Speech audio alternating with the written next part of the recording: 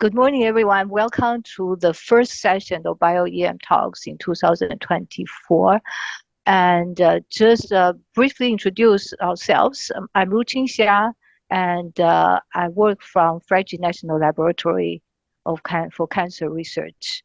And I have a co-organizer, Tom Strader, who's from Heartland Biotech, and we've been organizing this BioEMTalk since 2020. So this is our third season this year. And we also have Melania McCain here to help us, and she's the co-host who help us to run some polls.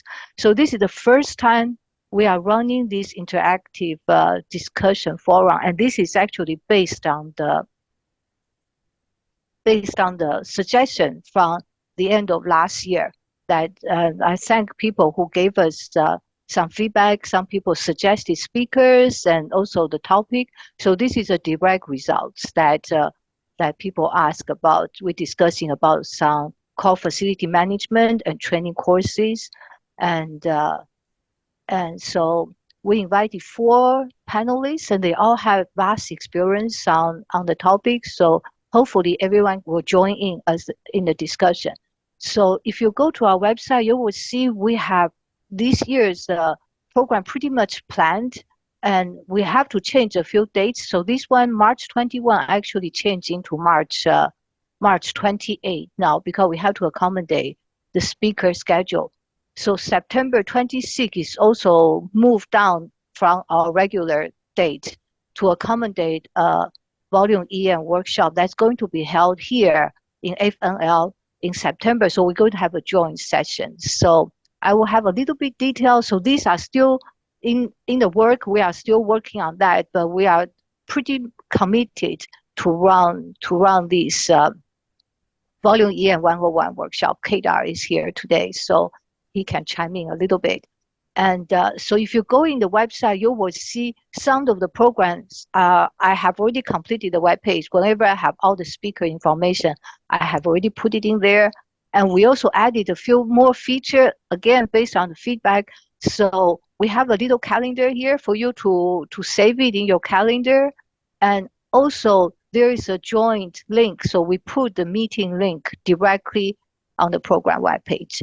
So after you see this, you'll probably know that you don't really have to register in BioEMTalk, but we do ask people to register, so we kind of can anticipate how many people is going to show up. And also we are compiling an email list for all the participants. So if you register, especially if you are new for BioEMTalks, you want to register, so then you will be on our email list for all the announcements. So we do like to expand a little bit, which we will discuss a little bit during the meeting. So BioEMTalks are taped, so we have a YouTube channel. So if you miss any of our session, you can always go to the YouTube channel to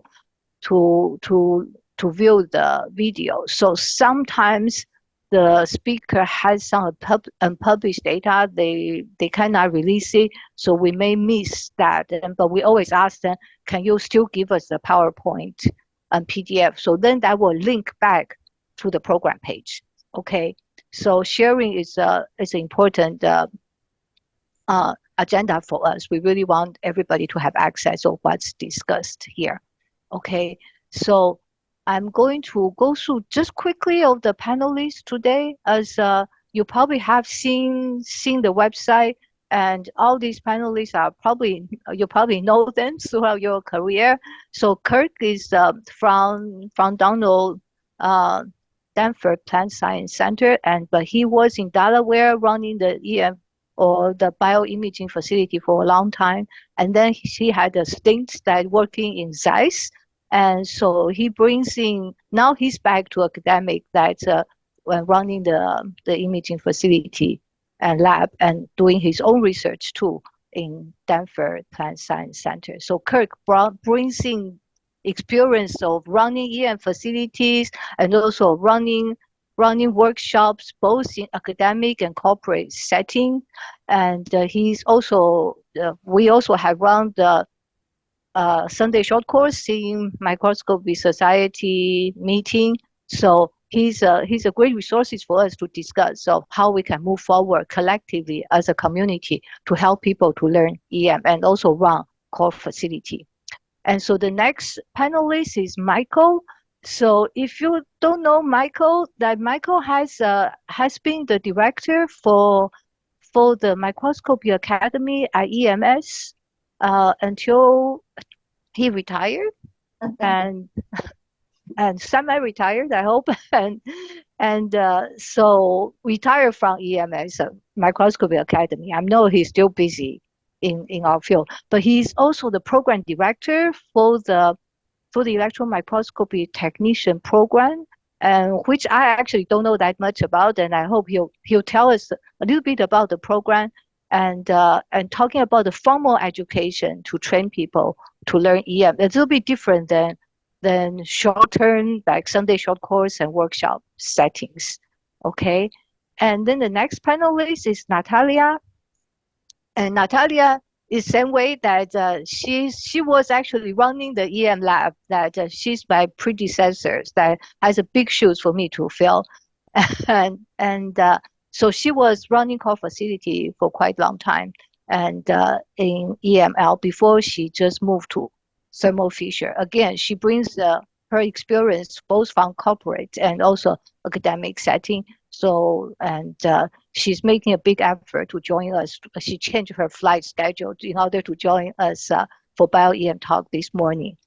Okay, and the last one is Mary Art joining us from University of Georgia. And I don't know if you know, University of Georgia actually runs a regular EM short courses over there for quite some time.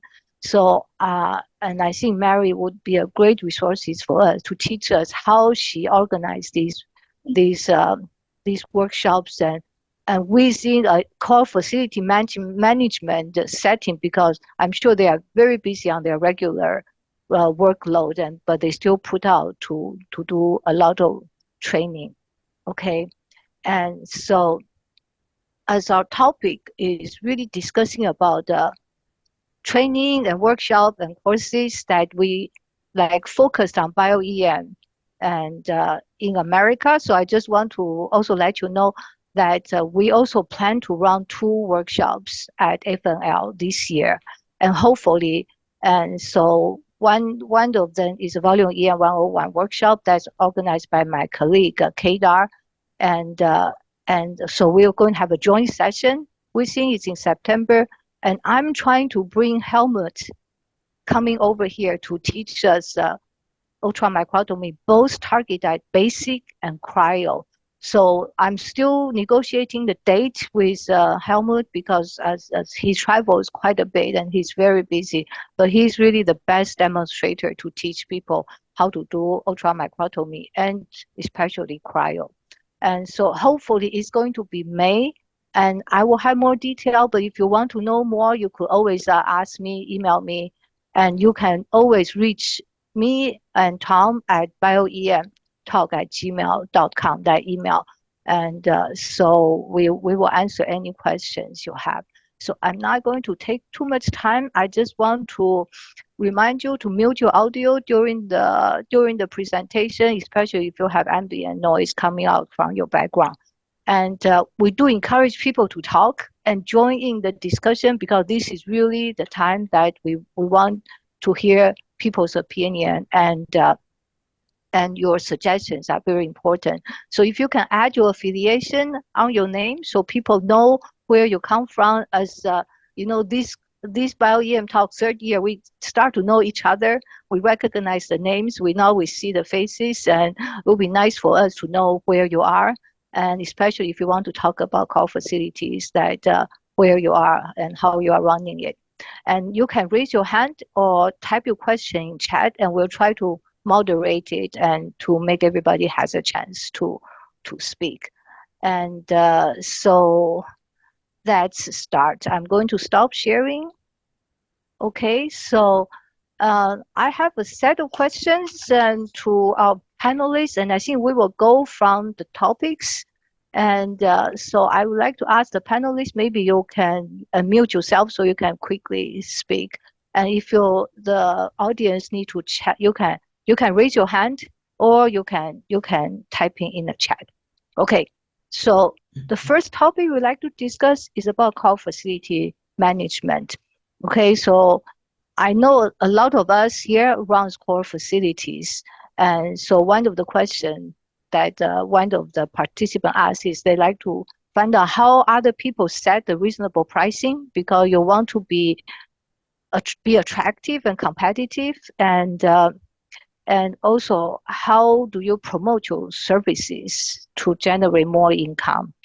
And so let's start with Kirk. You want to tell us what's your policy and what would you suggest when Okay. you start setting up some pricing schedule? Yeah. Yeah. So a few things to keep in mind. A lot of the institutes that and by the way, it's been different depending on what institute I work in general. There you may have local requirements that you need to honor. Um, but a lot of what we would work off is what's the NIH has this Office of Management and Budget that has a document called Circular A21, which helps provide cost principles for core facilities. So that's number one. And so what happens with us now annually, and it was different in my other institution, is we create a budget with total costs of salaries, service contracts, supplies and reagents. Once you know that cost, you're supposed to calculate what it costs to run your particular instrument. The reality is, if you do the math on it, it's going to be more expensive than what you're probably pulling in revenue.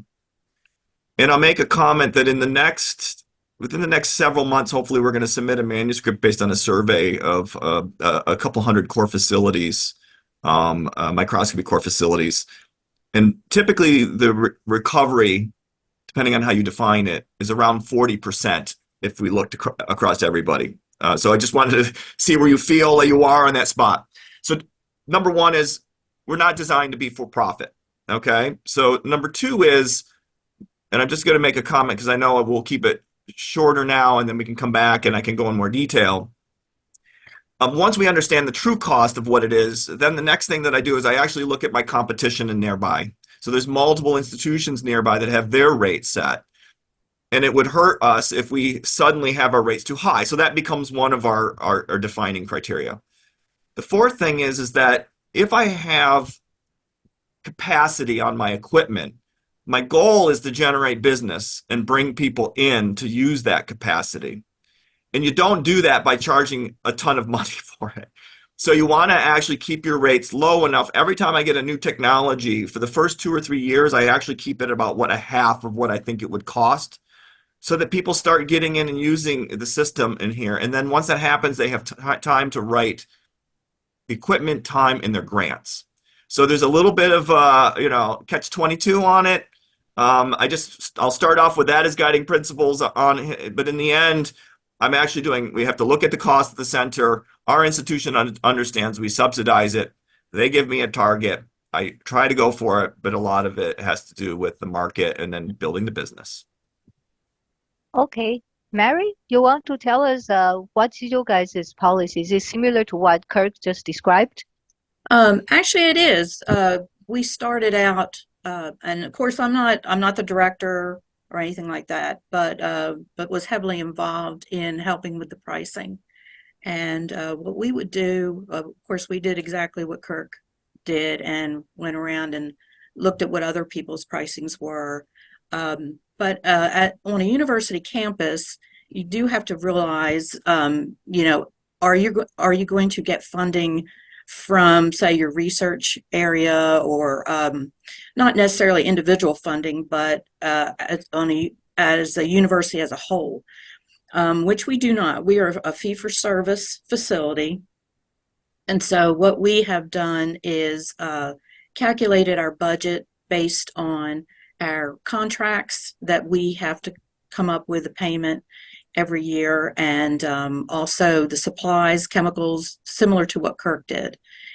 We do have, in the state of Georgia, we have a Georgia Alliance where we have the tier pricing, and we have campus funding, and the Georgia Alliance, other Georgia system universities and colleges have the same pricing. Outside of the UGA system, we have a second tier for nonprofits. And then, of course, we'll have a higher grade for corporate and profit. Our mission, like Kirk was saying, you don't want to, you're not for profit. So our mission is teaching and education here on the campus. So we do keep that in mind when we are doing our pricing. So we try to make it reasonable. We train as many of our graduate students and faculty here on campus on the instrumentation or even some of the preparation techniques, so that the cost is lower if they are trained. So that encourages them to become a little more user, they're working in the lab, and that, kind of frees us up, and we don't have to charge as much, in the long run. So we've been pretty successful with that. We haven't had too many complaints, and actually, we may need to raise prices just so we don't get so much work. I don't know if that's, but we are a busy facility, so it's whatever we are doing is working. So we're good with that. Great. So I heard both of you mentioned about you have the different tiers of pricing. So do you have the freedom and liberty to like give people a discount if you feel like this is a high volume users, just to make it more attractive? Do you have to go through your finance director when you make the decision on your pricing, or in? Mary, if you want, I'll make a comment, Mary, you can, because I think that also can depend, but there's two things that we've done here is that the highest density in our equipment where we have a backlog is during normal working hours, and that's where our staff is around. So we've encouraged by having an after hours and weekend pricing structure that's reduced. So that's number one. But you have to be unsupervised. And the other thing is that we've tended to buy equipment that has high automation in it, so that you can set it up at 4 o'clock and it runs overnight, and we're generating revenue while not being there. And that's automation on the EM side, and then the late microscopy and multi-well assay. So I just wanted to make a comment on that. The second part of it is there are high-risk projects that we want to be able to add to our corral of techniques and skill sets, but we don't put the full onus on the PI necessarily. So if they provide materials, we will sometimes do very high-risk projects. Every PI is going to come on and want it for free. So it has to be something we're agreed, a new technique like expansion microscopy. We go together, they'll take the risk, buy the reagents, they'll put their students in there, and then we'll work out the technique together. I will comment that one of the things about Circular 821 is that everybody has to be charged the same rates. But we do have some part of our time that's carved out that I can make a decision as the head of the lab on what to do. But I have to be very, very sensitive. It's usually techniques that are just, we don't have the skill set. The second thing that we did at the University of Delaware, which I really liked, is they had these proof of concept grants where PIs who didn't have funding or a student needed data, we actually had a pool of money that could be competitively applied for a few $1,000s to do that project. Then we had the coverage for our time. Of course, we have to make decisions. That's why we can't do a lot of stuff that's high risk. But that's how we handled it. And Mary, I'd love to hear if you're doing things differently. And yeah. Yeah, there is a chat. There is a chat question there's a question in the chat. Maybe Mary and Kurt, you can both look at it when you answer to include that. The question is, when do you decide to raise the price or hire another person? Like when you are so busy, when do you decide this is the time we raise the price, or maybe it's time for us to hire another staff? Mary, you want to comment on that, since you're talking about you want to raise the price? Because you guys are too busy. We added a middle tier. We did have just two, which was our basic rates and for everybody but profit, corporate people. And then we had a corporate price, which we have not actually raised prices in a long time, or a number of years. We did add January 1st, we did add a middle tier so that our campus people, the base rate was set the same, and then anybody outside and non-academic have the second tier nonprofit. We do have to get permission there at the end of the fiscal year, which is usually our, June 30th, July 1st starts the new fiscal year. We do meet with the Office of Research because we are one of their core facilities. So we do have to report to them. And anything we do as far as finances and anything that would need to be changed or suggested initiatives, things like that, we have to run through them for basically, okay, we can go ahead and do that. And we can't just up the price, just increase the price automatically. We do need to get approval, through our more admin people above us. But having said that, we do on occasion, and we do a lot of consultation before people actually come in and submit samples, and either for training. And like Kirk says, you have somebody coming in, they need something very quick for a grant. We will negotiate a pricing, an overall price that may be slightly lower, so that they can get that into their grant with the future purpose of using our facility in that grant. And we will help them with what would be the funding for them to use our equipment, or if we're getting new equipment, we will already have that set up. Thank you. But it's not too far off than what we try to keep the standard so that people know what to expect. And we do send estimates. Okay. Thank you. Melania, we want to run 2 polls during this time to ask the attendee that what's their policies about the high-risk EM project. Do you want to launch it? Yeah, Okay. let me launch. So we're going to have the a first poll launch so we can gather some data, and two polls about the running the core facility. While Melania is running this, let me ask Kirk. Kirk, about the survey you said you want to publish, would you have any data like to share about like the consensus of pricing that for other core facility? So if you see the poll, please do your answers. So while we are asking Kirk, would you provide any like a consensus of the pricing for Yes, so that's a great question. So, in fact, I will tell you that this poll, the survey, when we did it, we asked them what there was a pricing based on equipment type, wide field, confocal, EM, the different rate types. It was a little bit of work for those who were kind enough to do it.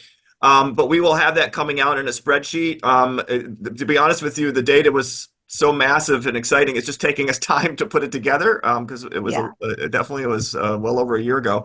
But that will come out and it'll give you some average pricing. It's actually be even by region of the world. So we'll have Europe and Africa, the Americas, and Asia Pacific clustered, and then as a world average. So that will come out and help folks are doing. Okay. Okay. So everybody see the poll results right there displayed, and so we can see like 40% of us that do have vouchers for high risk project and for new investigators, and 30% no. So it's almost half. And so it's good to know that's what other people run their facility. And Melania, do you want to run the second poll on the training courses? Because Mary Art did mention they do a lot of training. Where are you sharing the poll numbers? I think that I have to end it and share it with everyone else that's not a moderator, but I'm learning as I go. So yeah. Looks like so you don't see the result, Kedar. You can see the No, percentage. I just see everybody, unless everyone else can see the room. I can't see it. Yeah. Okay, I think only the moderators can. So I Oh, can end okay. this poll now Okay. and share it. So we'll Okay. share. All right. Yeah. Okay. Can we see it now? Yes. Okay. Yeah. Okay. All right. So we can share a bit earlier next time.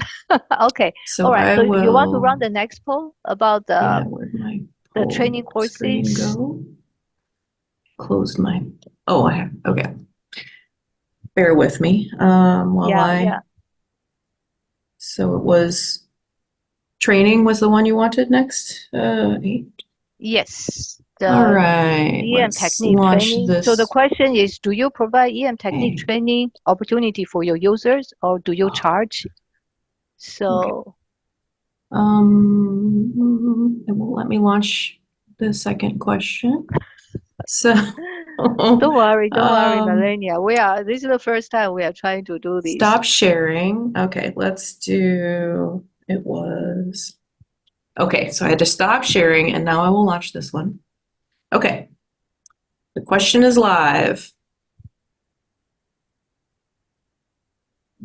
Okay, so we won't be able to share until we end the poll, right? So yeah, Right, please so everybody answer your answer so then we can share the poll. Good. I think it stopped now. got No? 51%, 54%. Okay, yeah. We're still answering. I can launch the next question earlier so we can chat while they're going and Okay, maybe leave all them right. up for a few minutes So and yeah, let's then leave it up. Let's share them. move on to the next topic. So since we talk about the core facility training and core facility management, so the next one we'd like to know about a formal education for people to learn EM. I think that's one of the the question that we always ask each other. Do you have trouble finding people? I mean, it's been for years I've been hearing this. I have a position open, but we couldn't find anyone that's trained. So that's why I'm bringing in Michael here because he's been running a formal training program for quite some time.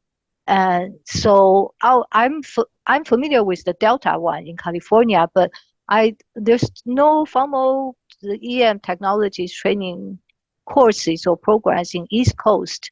So Michael, you want to tell us a little bit about the program that you were running in Wisconsin before you stopped?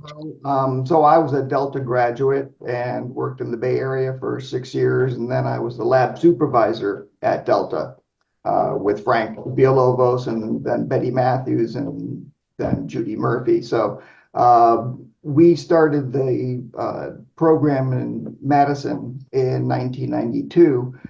Glenn Bowden and myself, and it was a 2-year vocational education similar to Delta in that it's a 2-year college, and it was utilizing both materials and biological. And our graduates were about 60% materials and 40% biological. Our program was different in that everyone did everything.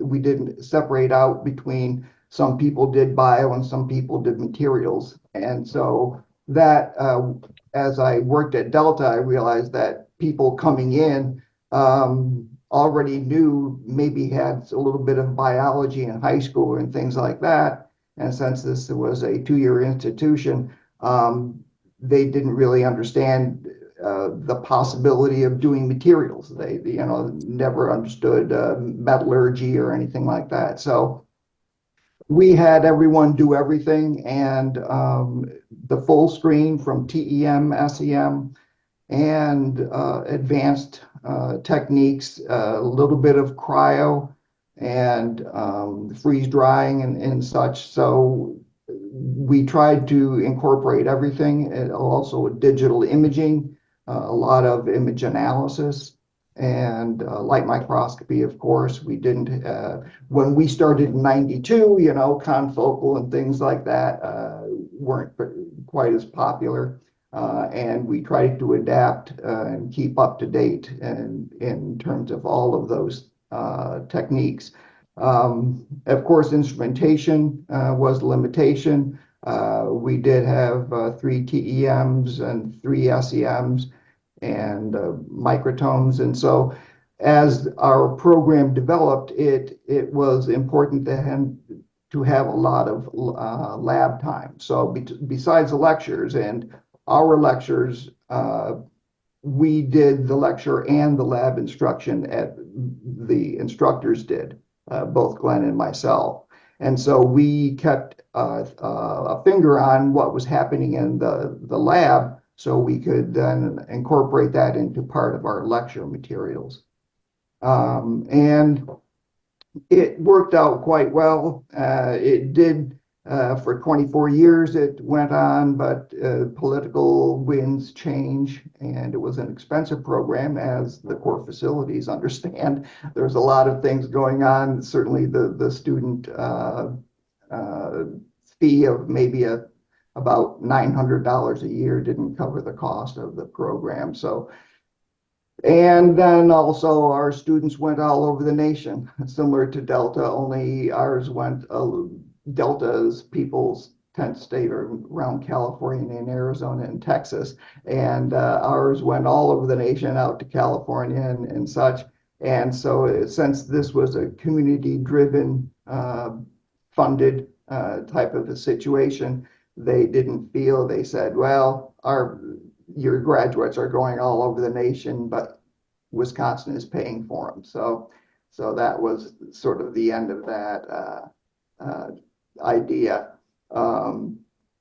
We did mostly the hands-on. We really had 3-hour labs for each class for all the different students, and we concentrated quite a bit on both the theoretical, getting that kind of information across, but then the practical hands-on education. So that was our biggest thing at Madison. Then I went on to EMS, and the EMS people with Stacy was in charge of it, and certainly my cost, the cost of me, and things like that did not pay for the workshops that we held there. The attendance, we had a limitation in terms of instrumentation. We had 1 SEM, 1 TEM, and that was just a Zeiss 9C. So unfortunately, that didn't really help for real transmission microscopy training, but microtomy, and most of them were from industry, and some were technique rehabilitation and a little bit further training on what they already were doing. And then some people came in. There was a company just in northern Pennsylvania, in Philadelphia, that southern Pennsylvania, but that was got an electron microscope and ultramicrotomes, and they didn't know how to use them. So then they sent about 3 or 4 people up for 2 different sessions for both SEM and transmission microscopy. A lot of mostly industries that were either solidifying their training. Some people had sit down at a microtome, and here's a block, go ahead and section, learn how to section. And so that didn't work very well. So they would send them up to EMS for the 3 or 5 day workshop we would run. Okay, Michael. So I think what you really described is, EM technique is an expensive technique to learn. And because of the instrument, and it's really labor intensive, you really need really a low, student and teacher ratio, the other way around, teacher and student ratio, in order to really train people. So what is the percentage in your program that people go into actually biology, EM, the career path? Do you have any idea of? Well, it got to be a little bit of the jobs as the job market changed from quite a bit more biological in the first place. The first part of the first years up to maybe 2000 or so, most of the jobs were biological because we were sending people to the university here in Madison, and we have a number of individuals there, and then up to Mayo Clinic in Minnesota. That was we had a cooperation between Wisconsin and Minnesota in terms of charging fees and such. And so that worked out quite well, but then the computer industry started up, and biological jobs could never compete with the salaries that Intel and Motorola and Micron and things like that were offering. And so that was a big change from just the general scope of the job market helped with that. Since we trained both people people in both biological and materials, then they had that option. And I see. you follow the money, unfortunately. It turned out to be that way. But the people that went into biology, a lot of them are still there and still doing it. So I get a little bit of feedback from them. Okay, so I think we can end the poll and share the result, Melania, on what people think about the formal training. And I actually, since my dear colleague Kedar is here, Kedar has actually been trying really hard to convince the community college around here to also start a certified EM technologies program. And it's a long-term adventure. I don't know how far he's gone, but I'm giving him a hand on this because I think it fills up a need. But the poll result is 40% of people that think there is a need for a formal degree or certified program.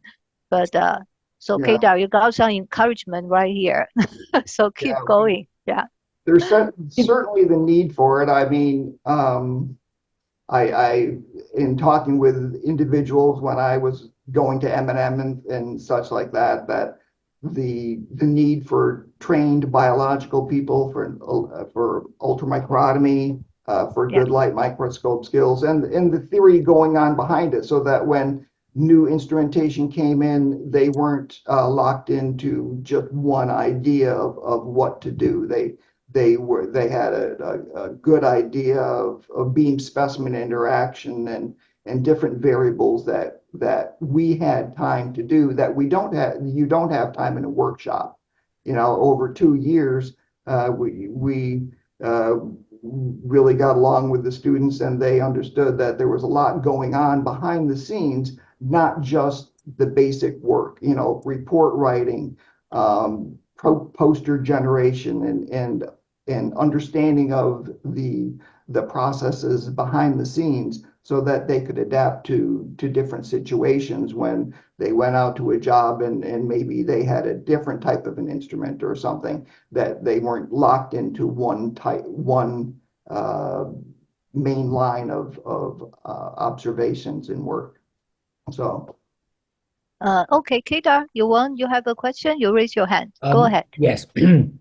Thanks, Ruching, for the shout out. Yeah, we are trying to make this happen, and Michael's words about this being politically difficult just rings so true. It's a hard lift for many reasons. And I'd just like to, now that I have you, Michael, if it's okay, if we can touch base, I'd love to learn from you. And if there's anyone else who also has tried something in this direction, Ruching and I, both of us, we'd love to hear from you to try to move forward, not repeat mistakes or minimize mistakes, learn from your experiences. So that'll be very, very, very useful, because there are so many parameters to take care of, and it's a very fast moving landscape. So anyway, that's many words to just say, Michael, can I email you offline? Sure, so that would be just fine. And Yeah, appreciate actually, at Micron Technologies in Utah, they were the community college there. Micron was trying to get them to incorporate an electron microscopy program. And both Frank Villalobos from Delta and myself were invited there and spent about 4 days there looking at their situation and such. We talked with the people from the community college there that they were trying to get an electron microscope program in. Yeah. And that it was talked about for about a year, and then fell through. It's the landscape is fraught with landmines. Yeah. It's just how it is. No, but very much appreciated. Okay. Okay, sure. And thanks for the shout out, Richie. Yeah. Melania, you have a question? Please go ahead. I guess I have a question. Yes. There's some people who are having trouble seeing the polls, and for those of really? you who are answering the polls, I don't have any additional tools, and I don't know how it shows up or where you find how to answer for the people who are having trouble finding the poll or seeing the poll when I launched it. So It's showing up just as a pop-up. Yeah, it pops up for me too. Close out. Yeah. So maybe it's like behind your screen or something if you clicked. Check, Okay. check to Yeah, see if if you it's click hidden away, it could behind be just your. hiding behind. Yeah. Okay. Yeah. Okay, so I'm stop sharing. On my screen over on the ... menu lower right, polls is indicated there. Maybe that's something. Yeah, that pops it up. Hi, Mark. Hi, Mike. How are you, Okay. Michael? Fine. All Sorry to interrupt. So we share the result for the third poll. Did everybody see the result? Let me share it. Oh, it's already being shared. Not sure. Okay. All right. So I think we can do the okay. Amalia, you want to go ahead, and Melania, we can also launch the next poll to ask people where do may people I have learn? a follow-up question? Oh, I'm sorry. I see Alice has her hand up already. But I have a follow-up question of the poll once Alice finishes her question. Okay, Alice, quick, and after that, Amalia can go ahead. Okay, Alice, go ahead. I just make a comment to the who you just did for the how attractive the program or the certificate for the traditional EM, right? I have been running this course in Hunter, CUNY for 6 years before COVID, and it's like a high grade course, like for undergraduate student through. The third year or fourth year, all the graduate students can choose this course. Due to the high cost, as Michael suggested, I think because each course we can only accommodate like 8 to 12 people. 12 is the maximum because we have a 4 microton. Everybody has to start from beginning from a sample prep all the way to self-microton and self-imaging. So they do have a 1 TEM and 4 microton, like old microton, like still automatic, but you have to has a lot of work to put on. And each year, actually the department chair is really interesting. That's why they invite me every year to teach there, but they have very hard time to get students. CUNY is big. They were for the other course, they always have like a 200, 300 people, whatever, because it's like a seminar kind of thing. This really hand-on.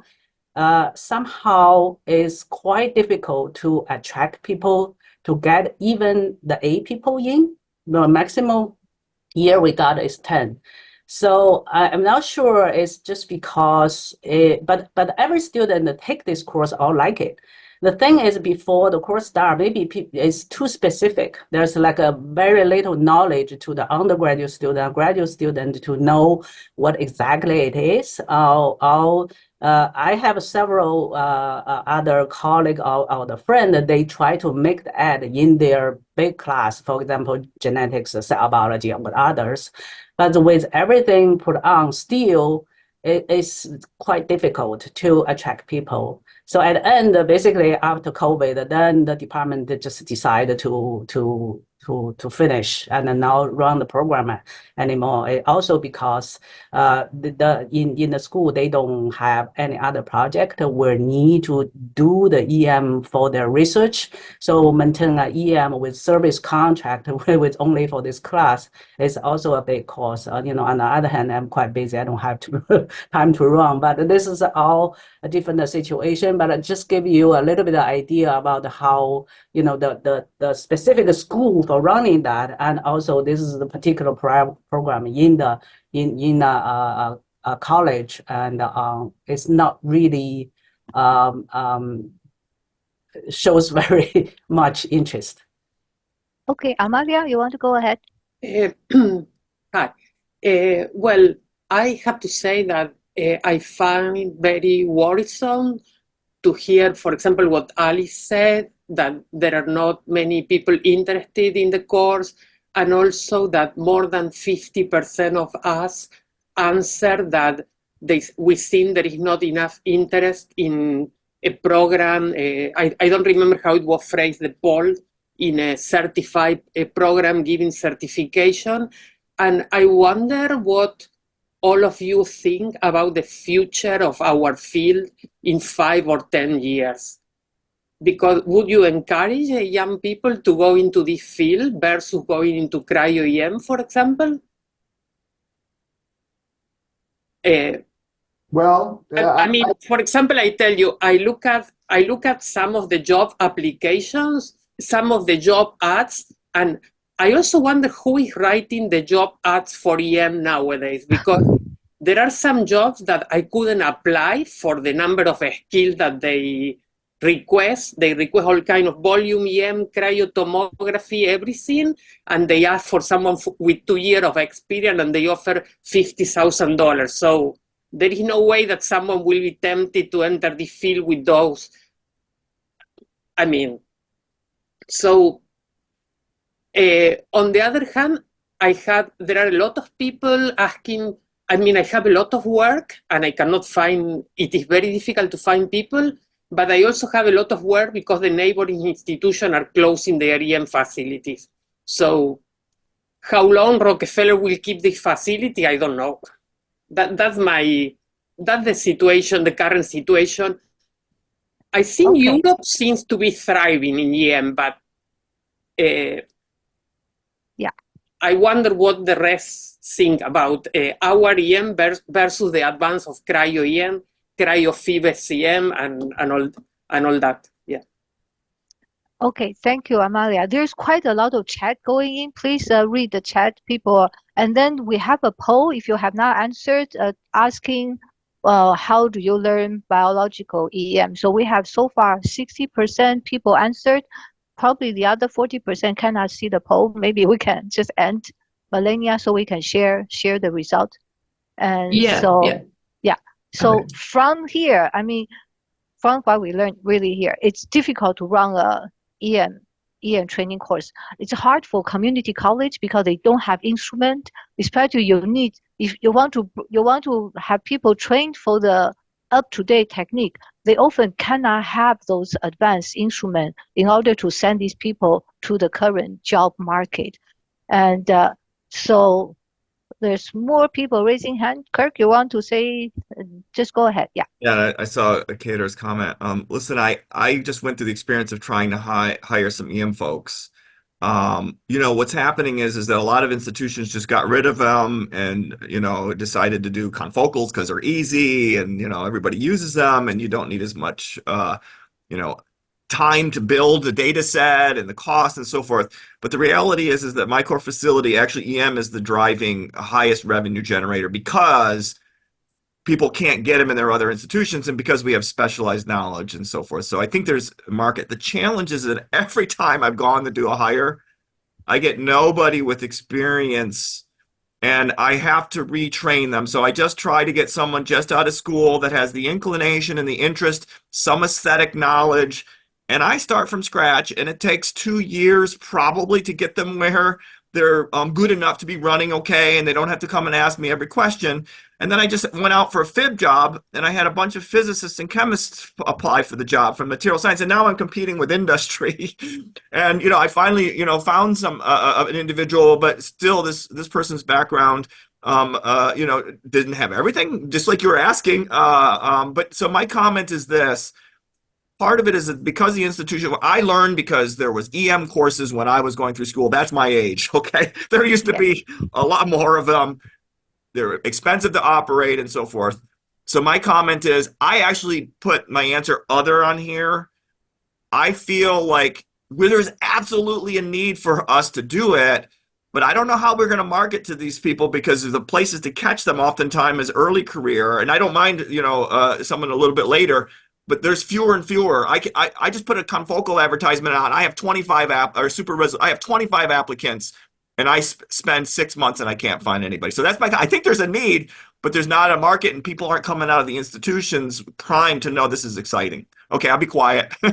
Okay, Kedar, you want to? No, this is just a very very interesting conversation. I just want to bring up a couple of other points. One is that the interest from, I think we're underestimating the interest from industry.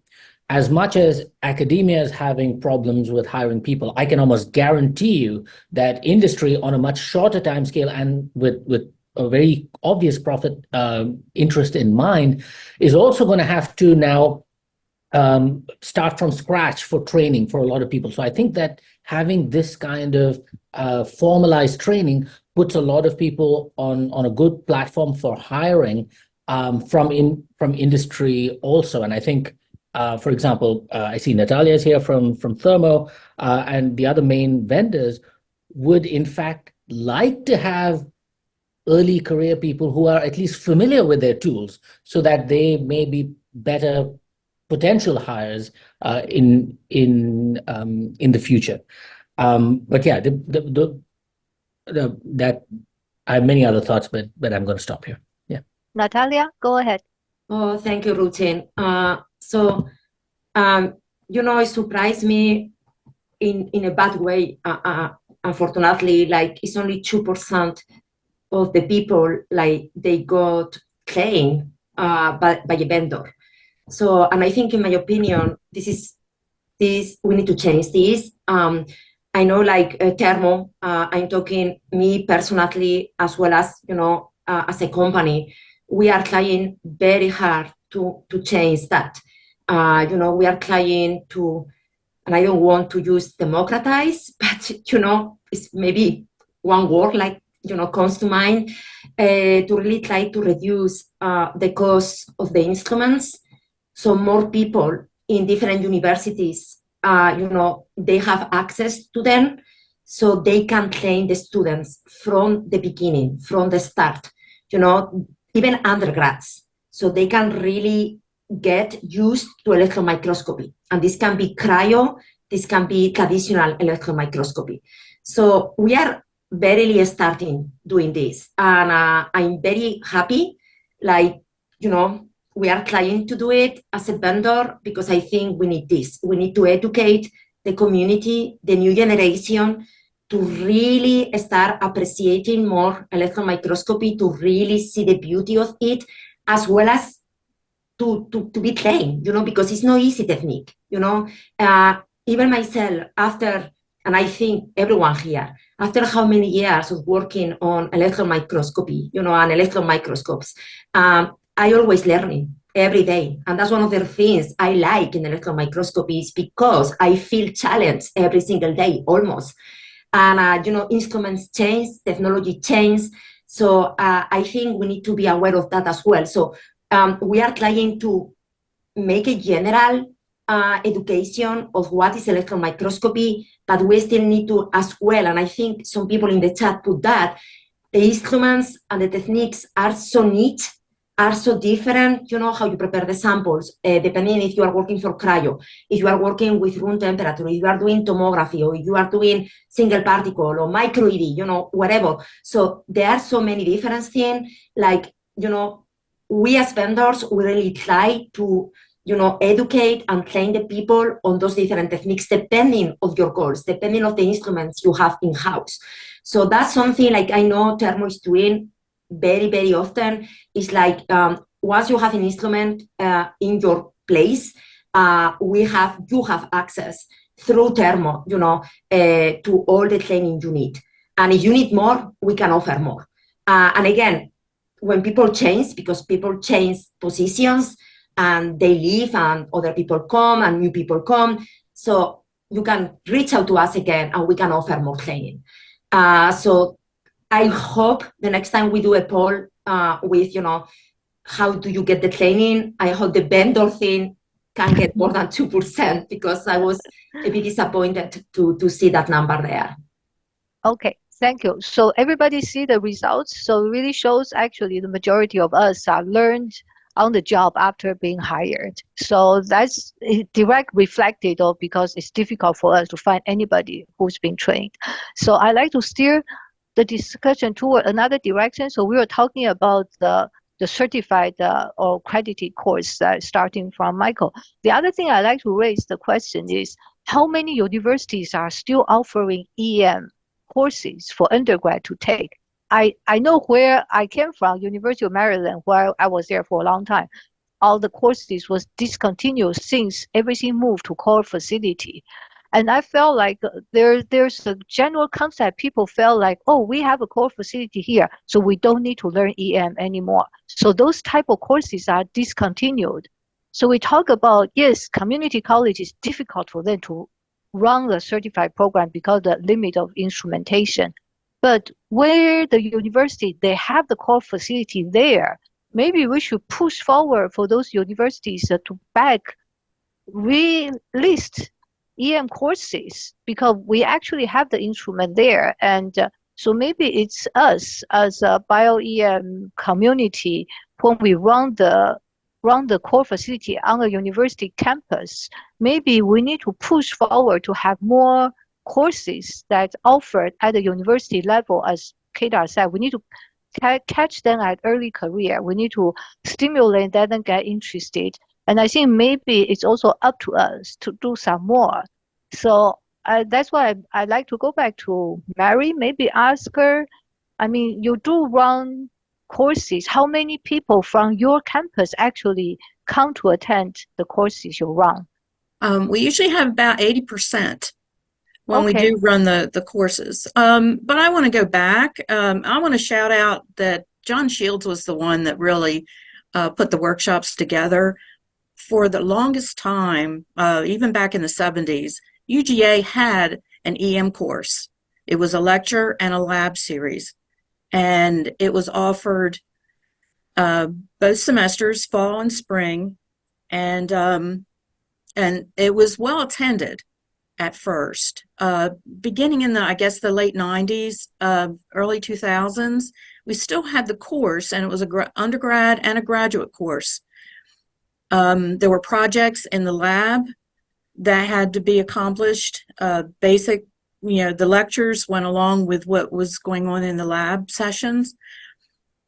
But over the year, you have your professors that were teaching the course either move on to become, department heads or they retire. And it left John with doing the course by himself. He did not receive any funding through the college that put the course through. It was done by lab, of course the students had to pay lab fees. But financially, it was a burden, and also the time, because it was an entire semester. He did have a TA for the labs, and just from hearing from him, the attendance in the late 90s, early 2000s diminished.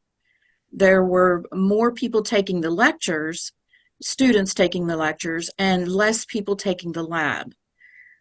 And the more, the experience is in the labs, really. But because of taking other courses or their schedule, whatever the excuse was, the students that did take the lab, there were maybe 50% of them that would actually get the projects done. John felt that it was a waste of his time for an entire semester to teach this course with the lack of, I guess, interest in really getting something out of it through the students. So over the course of those years, he ended up, well, one year there was no one, there wasn't enough people to make the lab. So he closed the course. It's still offered on campus, but it's a closed course. You can't apply for it. So he started the workshops. He took the basic parts of EM and worked out lectures and hands-on training. And then I joined him a couple of years later. And what we did, we put the interest is there. It's just that at first we received people that needed EM. We have a lot of faculty that do electron microscopy, whether it's TEM, SEM.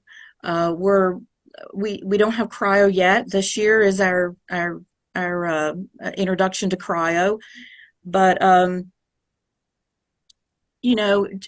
just having the basics is very, very important, and of course training on the scopes for us is the foremost, because that's what the students are going to be interested in.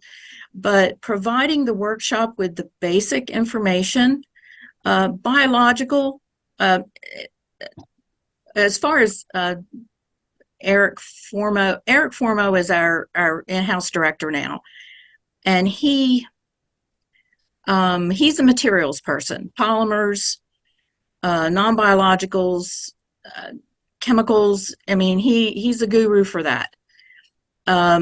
But when people come in with biological materials, people from biochemistry and things like that, they need the training for how to handle biological samples. So instead of going one-on-one with everybody that shows up, we offer that three-day, and it's intense. It's intense, early in the morning to 5 o'clock at night. A little bit of lecture, but a lot of hands-on, and that's where we have our students. 80% of our campus students register for these workshops, but we do have outside people that want to learn. You'll have a chemist on a chemistry professor that is all of a sudden put in charge of a biological EM lab. And, what do you do? So that person registered and came to the workshop and got the basics to start. And they walk away knowing how to run at least one TEM from that workshop. And then they can apply that training to the instrumentation they have in their facility. And we offer resources, from, John knew a lot of people from M&M and across the nation, some of you people here attending. And we would offer those resources. If you have a question, these are the people you can email, or these are the websites you can go to. So they walk away with a sense of, I know what this is all about, what electron microscopy is going to do for me. And we do, we try to gear it towards the people that attend. It's just not just a basic protocol or a basic course. We try to set it to the people that are attending, whether they're, from a diagnostic lab, from a research lab, working with a faculty on campus. We offer as much as we can in those 3 days. So, we're all tired, mentally and physically tired by the end of that workshop, but we haven't heard anything as far as comments. We've always heard good comments, and there's always someone else, when's your next workshop? So we're doing something right, but to address the question, I think we need people that would want to have a career in this. Because I made it a career, and I don't have a PhD, but I made it a career because I like what I do. And I'm one of the last people here on campus that John retired, and I'm left doing everything. And we have a job opening for an extra person to come and help with the biological. And we can't get anybody to apply. I don't know, it could be the way the application is, written, which I disagree with some of the writing, but I'm only a technician here. I mean, I'm not the director. Thank you, Mary. Gail, you still want to chime in? I know you raised your hand for quite a long time. I just was going to piggyback on Mary, because I am one of those UGA grads that took Yes, the course. And back in my grad school experience, you had both institutions offered classes you could register for, and you had to take those to be able to use the microscope in the first place. And now that I'm on the other side of it, I know our facility here has talked about, well, we should, we definitely have workshops for our light microscopy, which is the large majority of our core facility. We've only got like one little workhorse SEM and a workhorse TEM, and I'm the only EM person, and I'm already up to my eyeballs in doing processing services and imaging services, and so. As Mary alluded to, taking the time to generate a course that exists to try and train people seems like a very large mountain to me. Although I will say, having these kinds of conversations and this community interaction does kind of, rev me up and light a fire. So thank you all for being here and organizing this. Yeah. But yeah, again, as Mary talked about, changes through time. So like I said, it used to be a requirement, and then now it doesn't exist, at least in the institutions I've been at. So I wanted to support Mary's observations. Thank you, Gail. I just want to chime in before I give the mic to Han. Just quickly, if you don't know who is the John that we keep mentioning, that's John Shield. Oh, sorry. Okay. So I think so. John Shield has been in UGA, and he was also very active in MSA for quite a long time. He recently retired, and he was first one I approached to join this discussion, but he has some family business that has a conflict, so he couldn't attend. So just so you know which John we are talking about, and he's also the Dear Abby for all the MSA journals. And okay, Han, you want to go ahead? Hi everybody. My name is Han. I work at the Penn State College of Medicine. I'm running EM core facility. Also, I work as administrative director for multi-scale imaging, which include like lots of stuff, like CT, even flow cytometer or everything. So I like to share a little bit with my personal experience. Is like I have a pretty lucky when I was graduate student. The university offered a EM class, so I said just okay. My director says, okay, you should go this one. So I took the class with no hands-on class. But then my projects needs to do SEM plus TEM. Then I goes to hands-on to learn from the technician to everyone. And then I just don't know. Finally, my career was ended up into a lot of EM things, SEM plus TEM. So this which I was making my breads right now. Talking about the EM training, I think we might have to talk about at a different level. As I understand right now, a little bit detour, my wife is doing molecular biology things. Time to time, we don't have talked much about the jobs at home. And for recently, all of a sudden, she just keep asking me, could you help me explain the data of the cryo-EM? Because his research projects goes to lots of cryo-EM things in his reference papers. So my idea is like we need to get graduate students to have a class understand what the cryo-EM data is. Because I talked to a couple of PIs, they said when they cross the reference paper talk about cryo-EM, they just pretend they know nothing and then they just ignore that part. So I think that's really bad. I talked to a couple of PIs. I said, "Hey, do you know what the cryo-EM, what the data, what the single particles?"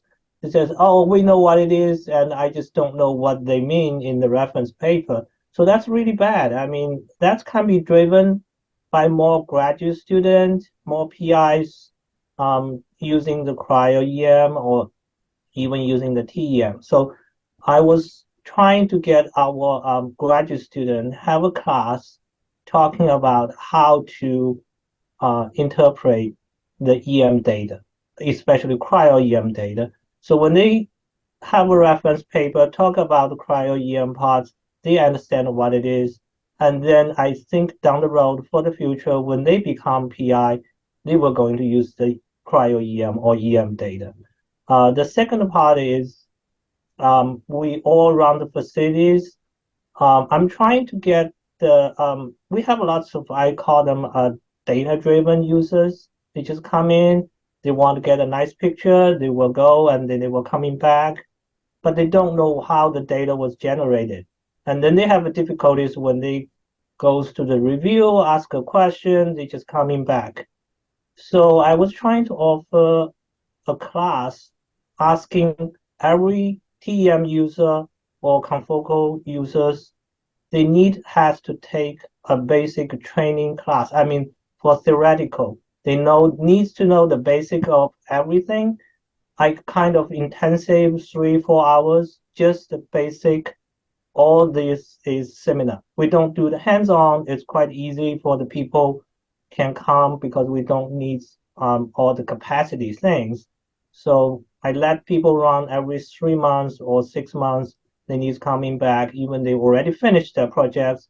They need to take some basic idea how the confocals works, how the TM works. So that's kind of better let them understand the data and also help down the road for the future they will be a potential user. So that's my idea. And I think the second level is how we train the technicians. I think that's really difficult for right now. Recruit people start from right out of the college to say, hey, this is where you'll be career path. But fortunately, time to time, we open the position, you will find somebody was really interested about that. I think we just cross the fingers, hope somebody will be crossed into our field, like myself. Also, since we have some official people here, I think you guys have much more resources, let's say money, to help, I mean, for the get the EM, I mean, especially cryo-EM being popular is help people understand. When they find a reference paper, talk about the cryo-EM data, they can understand what it is. I mean, I do have people just told me, oh, I saw that cryo-EM data in my reference. I mean, I'll find that one. I just don't want to spend time to look at it because, it's too hard for me. I think down the road for the future, they definitely has to do that because, you find everybody do this, you have to do this. But I think some official have much more resources or power help us to get those data. I mean, you guys can, I know you already have lots of those information on your website. You offer the seminars, but I think maybe we can do something much more than that. Thank you. Appreciate it. Okay, thank you, Han. There's quite a lot of chats in the people submitted. Okay, so one of the suggestion is maybe if you know about any EM courses or EM workshop that in your area or you are running, if you send me the information, I would be happy to compile a list to put it in our webpage, and so let people know these are available, and then you can pass this information to anybody who asks you when they want to learn EM. So please do just send it to BioEMTalks. I'll be happy to compile this information to share. And so Natalia, you have something to quick add? We will go back to you to talk more about the Yes. vendor Oh, training. thank Yeah, you. but go So ahead. I would Yeah. like to follow up with suggestions. And again, if you are planning or you want to plan a workshop, for electron microscopy, and this can be TEM, SEM, room temperature, cryo, cell bio, please reach out to us. You have probably a POC of contact, the person of contact from Thermo, maybe your account manager, maybe your scientist. I know I work very closely with, for example, Routine, because it's one of my, customers. And again, I know Han as well, is in my territory, but maybe I cannot cover, all of you guys. But again, feel free to reach out to me already. I will put in the chat my email address, and I can guide you to the correct person if that's not me. And if you are interested, again, in organizing a workshop to train the students, to train, people in EM, you please reach out, and we can try to accommodate, some sponsorship level, and something on those lines. I cannot promise anything. I don't have the budget for 2024 yet, unfortunately, approved. But again, let's talk together and let's see how we can accommodate any needs that you can get. So please don't hesitate to reach out. Okay, thank you. So let's move on. I think it was very clear. People mentioned about there's a different level of training. We have certified, really structured program. There's on-job training. There's various workshops for you to learn specific technique. That's mostly for people like us already in the career path that we keep wanting to learn the new techniques. Okay.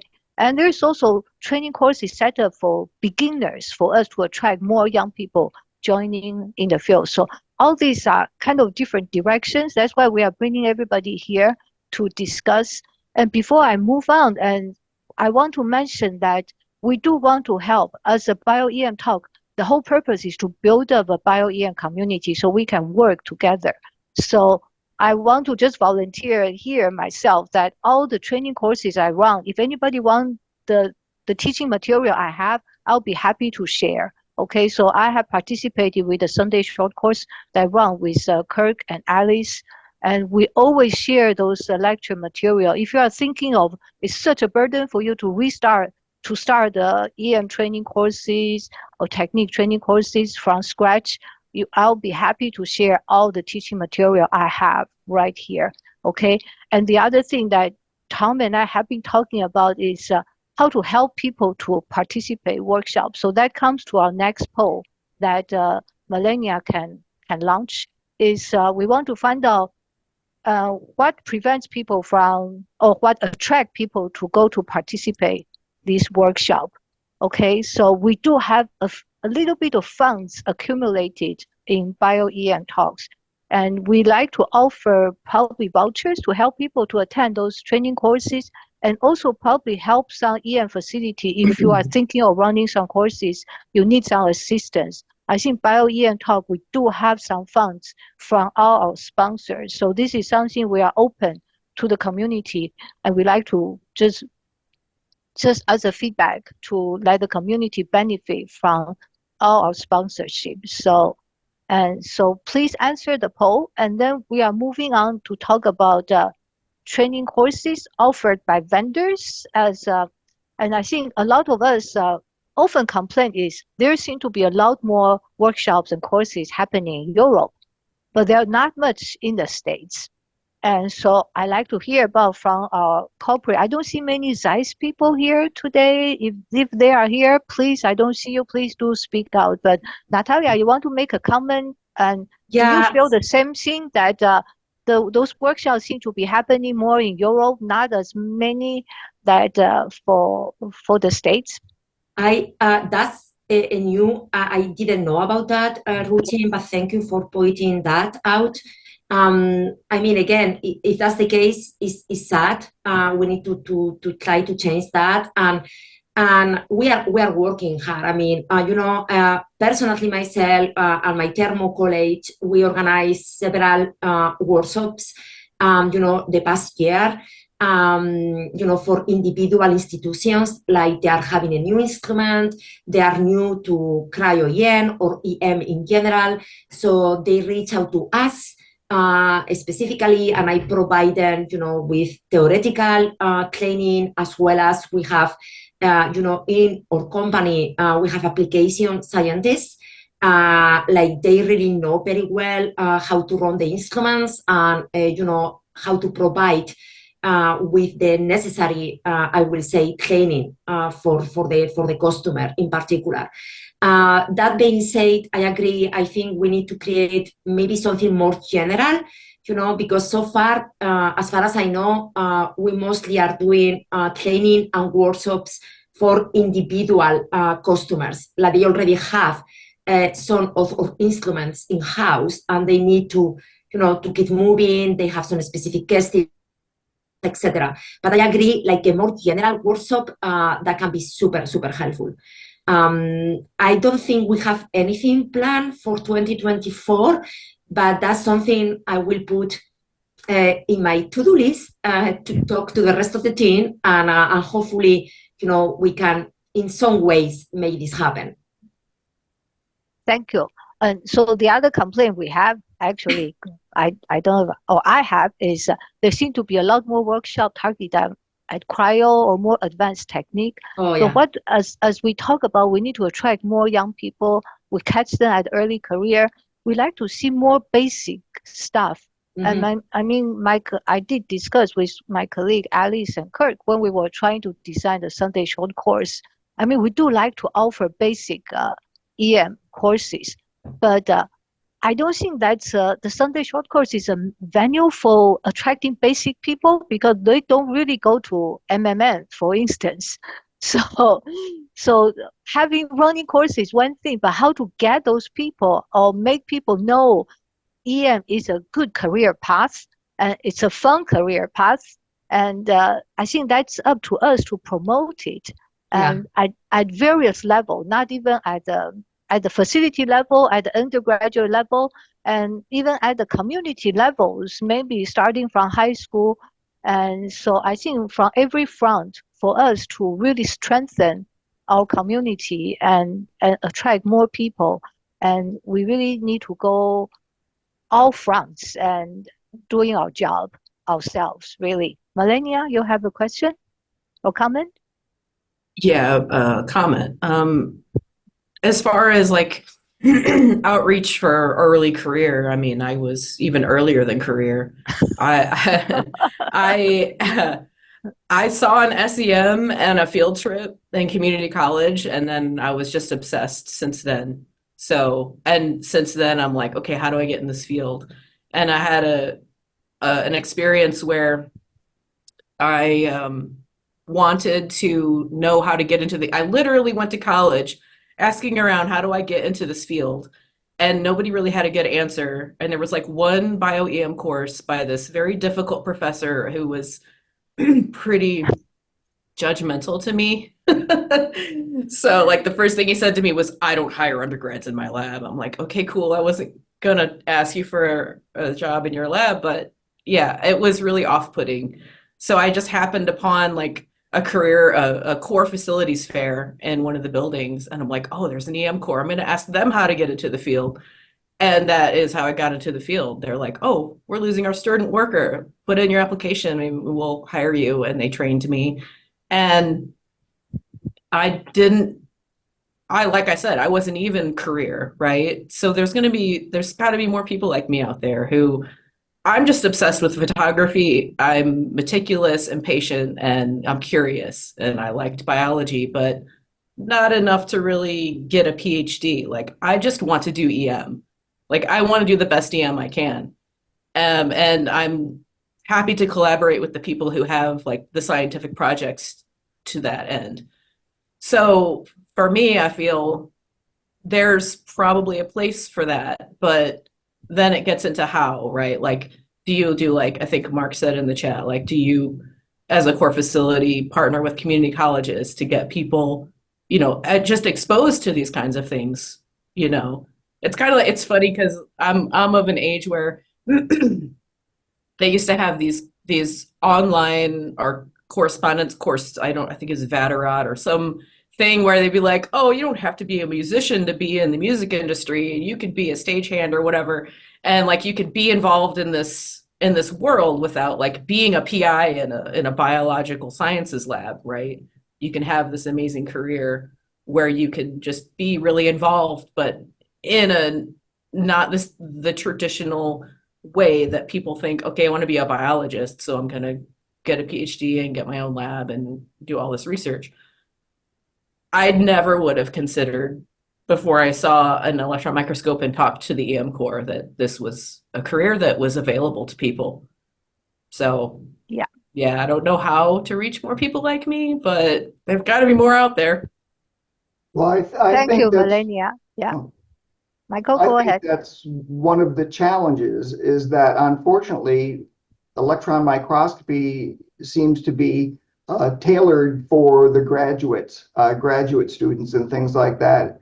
Undergrad and community college, you need to get, if you want technicians, you can't deal with people that are graduate students because they want to do research, they don't want to do the work. I mean, I don't mean that quite so nastily, but in terms of the technician, the sectioning and the learning of the processing techniques and such like that, principal investigator level PhDs don't want to be concerned with preparing the tissues. They want the electron microscope and the images and the data. And the challenge is getting people we've been talking about getting interested in things like that. If you're at the graduate level, you're not interested in being a technician. You're interested in doing principal investigator work, or at least, that level. And we need more of the ground roots organization and getting them early. It was mentioned high school and the community college, and that's where I wasn't high school, but community college, and that's where we shined because we brought them up from, not many people right out of high school, but that they were looking for a career and they wanted to do the regular work, and they weren't PhD level individuals. Some of them were, but and that's where we did a really good job. And I think that's where the real, again, the ground roots organization of electron microscopy, if we're looking for support in general, that's where it needs to start. We can't start in graduate school. Thank you, Michael. I just shared the poll results, the most recent one, and it shows funding is a limiting factor for people to consider going to workshop. And there's also more chats coming in.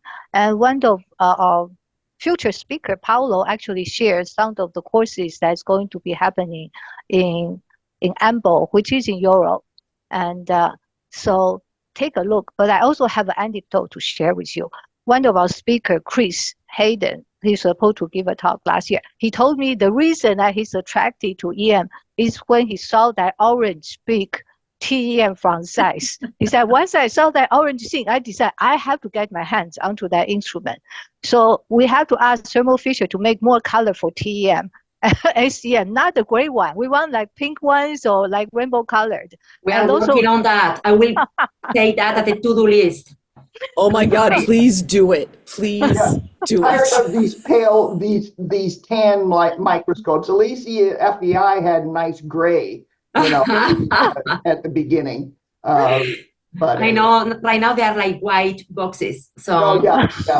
I'm gonna Start put my selling own like stickers. Skins. Start Yes. selling Right, accessory yes. skins. I'm gonna put my own stickers yeah, on my instruments. do that. Thank you so much, Kyle. I think it's a good idea. Oh yeah.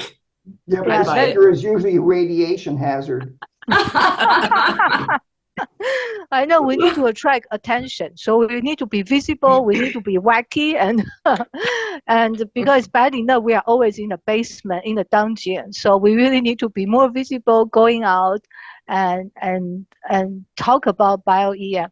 I don't know how many of you are involved with the Phage Hunters program. That's a program that's sponsored by HMMI for undergraduate students to go out to collect phages, and then they have like a probably 2 afternoon they can come to a EM lab whenever there is a sponsor there, and for them to come in to actually look at EM, look at their phages in EM. So I know about that program, and I never had a chance, but we just signed up this year to sponsor one of the small colleges locally, so sponsor the students, and they are super excited when they get to see EM. So that's a great chances for us to attract young career, and they are just seeking the jobs once we get them hooked. So they will consider biology EM as a career path. Okay, so that's moving on. Thank you for all the discussions and the chat. I don't know. Yes. Sorry, I forgot to mention, and I think this is a very good point, and I hope it's still going on.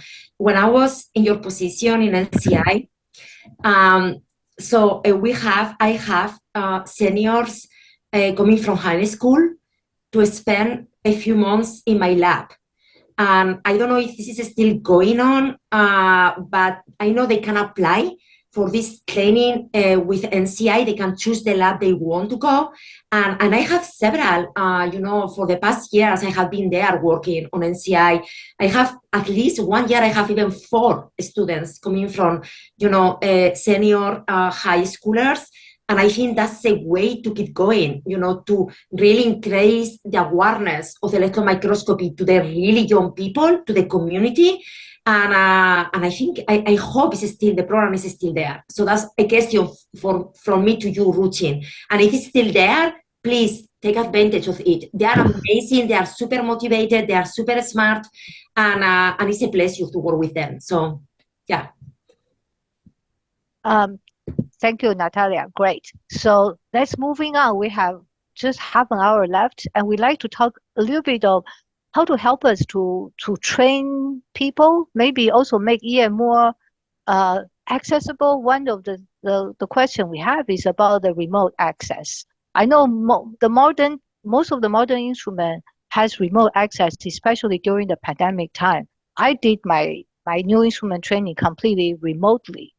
So I like to know, I think one of the poll is how many of us are using this remote access capability on your instrument. This is one of the way you can reach out to external users, or maybe work with community college and or undergraduate student, if they are not close to any EM facility, they can actually access instrument remotely.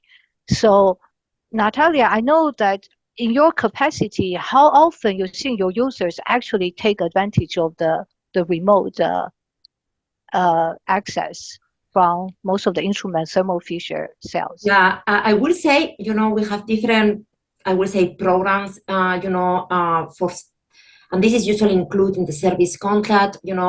Sometimes you have, I will say, follow out for the service, regarding if the uses of your instrument, how many hours are you using it, if you have any problems, etc. So the customers, like, they have that capability, they use it very, very often, and they have access to all that. So I will say is, in my experience, heavily used. Yeah. Okay. All right. So I'm going to end the poll here. I think 50%. There's still people not answered. 50% people answer so far, and so I think quite a few people are. If you are still answering, I'm not going to end the poll. And 60%. So I think right now 30% of people have tried and used successfully for remote access, and also 30% never tried, and 13% people would like to try. I'm going to end the poll so people can see the result. Share results. So here is the poll result, and shows how many of us are using the remote access, because I thought this will be a nice way for us to access the to expand the access of the instrument, especially for training purposes, and also working with probably local colleges and university students if they are not close by. And So, Ruchin, I would like to add very quickly as well.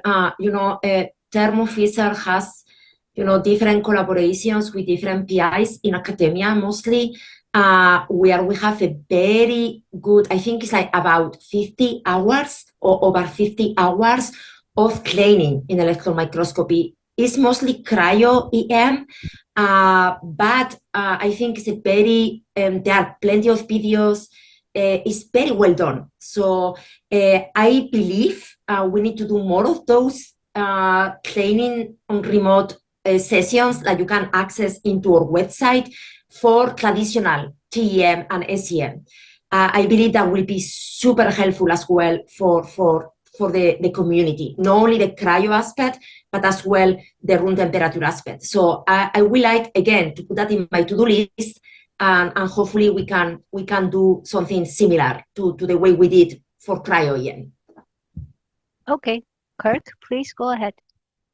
And I want to be cautious here on how I frame this because, and I made this comment, I have IT constraints on how people can get in. And in addition, Thermo, rightly so, has layers in the system to protect it from being hacked into. But it does prevent us from doing a lot of functionalities of the system. And I would say for BioEM, for example, we still don't have a working recipe where we can come in and monitor it remotely because these things are running around the clock. We do a lot of automated TEM and so forth. So this is for anybody on here. If there's a solution for that and you know about it, please let us know. But the second thing is then we have to go through the other layer of what is allowed, with VPN and so forth and what's practical. So I'm just saying I would love it, and I would love to be educated if I'm missing an opportunity here because, I don't know if I deliver anybody operated, but I can do Zoom on some of the screens right now, and people can watch what we're doing, and that's helpful. But that's different than having someone actually operating the microscope, which I like both. Okay, I'll be quiet, but I just thought I would throw that out. Okay, Gail, and after that, Mary. Gail, you Go want to with comment? Mary first. Okay, Mary, go ahead. Oh, I just wanted to tag on to what Kirk was saying. Yeah, we have the same problems with remotely getting into the scopes themselves.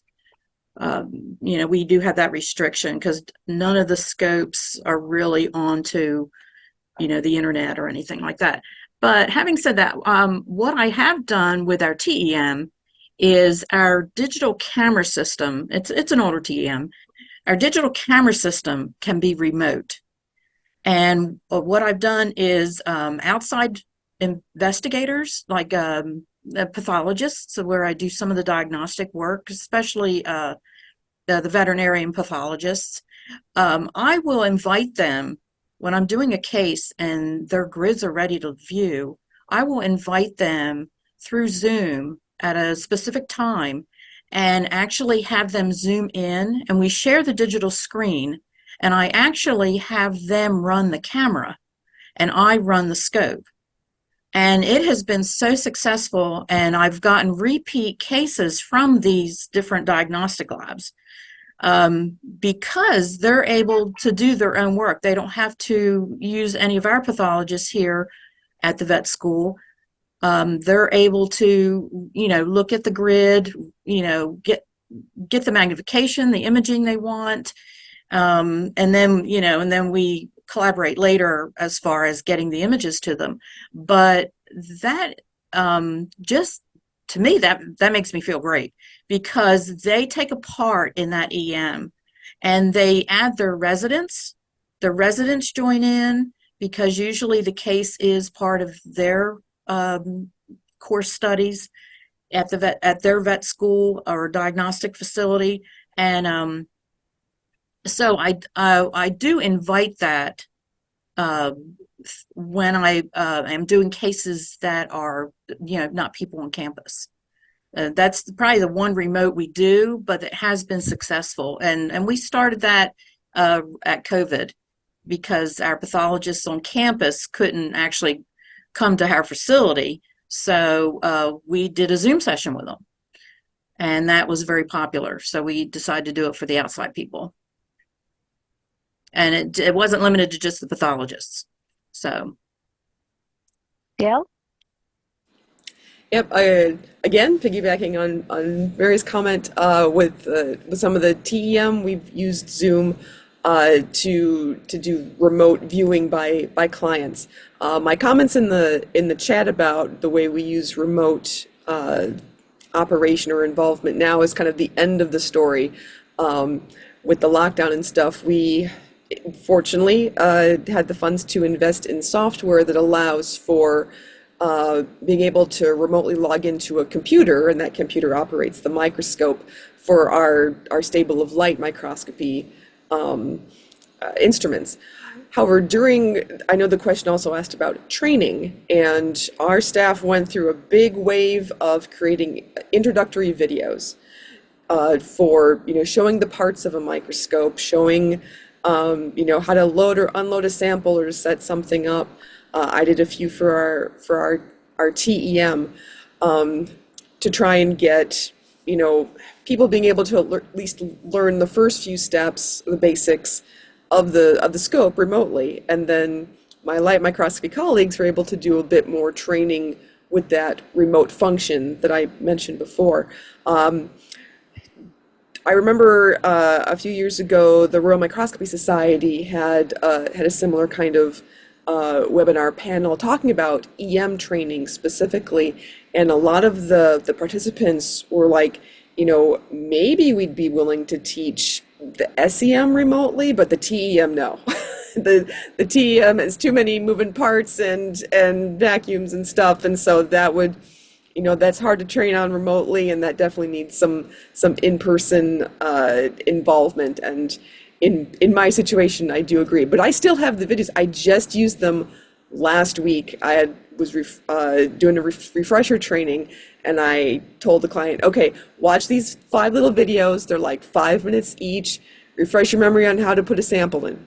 And that gave us, when we got to the in-person part, that gave us a good groundwork. She was feeling more comfortable. It's like, oh yeah, I kind of remember this. So for me, I'm still utilizing that, even though I don't have the remote operation opportunities on my equipment. Thank you, Gail. There's lots of people putting in chat. If you want to share some of your experience of setting up remote access and also some of the video resources, Gail, please send it to me. I'll tag it along. I'll put it in the program webpage for people to access. Okay, so anybody who's willing to share any information today, please do send it to me. I'll put it in the webpage. Paulo, please go ahead. Yeah, so maybe it's a bit of a naive reply, but maybe for as a point to what Kirk was mentioning before. So I do a lot of volume EM, and of course, for me, remote access is key. So I essentially only run my FIPSEMs and serial block phase from remote. And the way we do it, especially with old computers, and also to bypass the IT requirements, is that we VPN to the intranet, to the institute intranet, and then this is not a problem and it meets all our IT requirements. So I guess that could be a way to do this. Okay. I also have a lot of restriction from my sites, from the government sites. I would really love to set up that too. So again, anybody who's willing to share their experience, please go ahead, send it to me. I will tag it along in the program webpage. And we are close to the end. So if I miss some, because there's too many chats for me to follow, if I miss some of the chats I didn't mention, please raise your hand, just speak out. Okay, so I think we have one more poll just to ask people whether they think the Sunday short course is a good venue for us to teach EM, both at advanced and the basic level. So Melania just launched it. Please enter it and answer it, and in the same time we can keep the discussion going. So we go back to summarize what we talk about today. We talk about various format of training, both through a certified program and also workshops, and organized by vendors or workshop organized by EM facilities. And we also talk about how to attract undergraduate students to join the career path. And we talk about core facility management. And I want to thank everyone for joining the discussion. And as I said, BioEMTalks do have some funding from our sponsor. We'll be very happy to set up something to help people set up courses or workshops, and also help people to attend workshop and courses. And one good thing about the volume EM workshop that's going to run at FNL, I think it's free, and also the cryo ultra microtomy courses is also going to be free, but attendees still have to manage to get their own travel funds and lodging. But the course is going to be free for anyone to register. So we want to stick with this format, but BioEMTalks are willing to set up some voucher or some application program for people to apply for the funding through BioEMTalks too. So if you have not answered the poll, please go ahead so then we can close it. Anybody has any comments, and any panelist has any final comments for today's discussion, please join in. Han? Yes. I'm sorry. I just wondering whether possible we can have possibilities to post the chat, because I think there's so many information very useful. It will be bad it's gone. So I can share it on the website. We're going to get the document, and I'll just share it in the website. It's probably going to take me a couple of weeks to get my act together. So stay tuned, and so it will be published on the website. And when we meet in March, I will give everybody an update. Normally, I will finish the work before March, before our next session.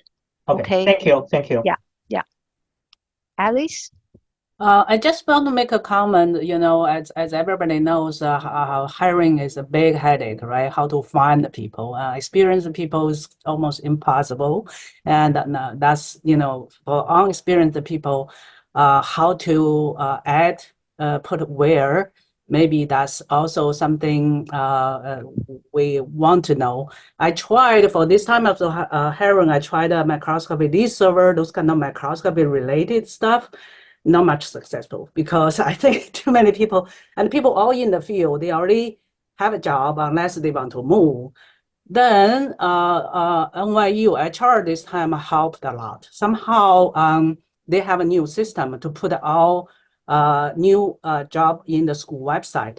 So I don't know what kind of mechanism, but the HR has a dedicated person to in charge of the hiring. And then this person send a lot of applicants to me. And 90% of them with PhD. And they actually half of them has a cryo-EM background, and some of them has even volume EM background. And also it's come from internationally, not really from the local. So I think this is maybe a very good mechanism to do, but I have no idea how people search the job. At this time, university post the ad seems like works much better than the microscopy field. I also tried like a Craigslist. Then that's how 10 years ago how I find people. But this time, no one. When I get all those replies, it's like the people doing the cleaning or doing what other, nothing related. So that's just one experience I want to share with everyone. Okay, I just released the poll, so we can see that majority people still think MMN is a good venue for us to run courses. So that gives us some encouragement. Alice and Kirk, we decided not to run it this year. So maybe we should consider running the BioEM courses again next year. But we welcome anybody who's interested to teach. Do reach out to us, and so we can put our efforts together to put a course to help us to promote the training and attract more people coming into our community. Amalia, go ahead. No, if I would like to ask Alice, do you know where NYU HR posts the ad to find all the wonderful candidates? Oh, I can ask HR. Yeah, we all want to know. Yeah. I think that somehow school has a good system now, and I even expected they just contact with me, says, so we get those candidates every day. They send me some of them, and she said, I have some feedback, and you let me know whatever this kind of. Because I get a lot of candidates, but most of them are material scientists. Yeah. Yeah, there are also some of the material science. Yeah. Like, Most of them in my case. Yeah. Okay. Yep. Thank you. Okay, before I close, I want to offer again, if you want to post your job, the position open through BioEMTalks, please go ahead. I will make the announcement every opening during the BioEMTalks, and to help us to communicate with any events or any job opening, or if you are seeking jobs the same way. And so as I said, the chat is still coming in, and if I miss anything, please do speak out. Otherwise, I think we can close this meeting. And I want to thank everyone that with a stimulating discussion, and also thanks the panelists spending their time to give us input. And as I said, I will try to compile all the information that we have from the chat. It will be posted in the website. And if you have any suggestions and for the BioEMTalks program speakers, and do send email to me, and we really welcome any feedback, or if you want to help out with the organization of this program. And that being said, and I'm going to close the sharing of the poll, and thank everyone, and I will see you in March. And thank you for attending, and thank you for all this chat and the discussion. Thanks, everyone. Enjoy the rest of the day.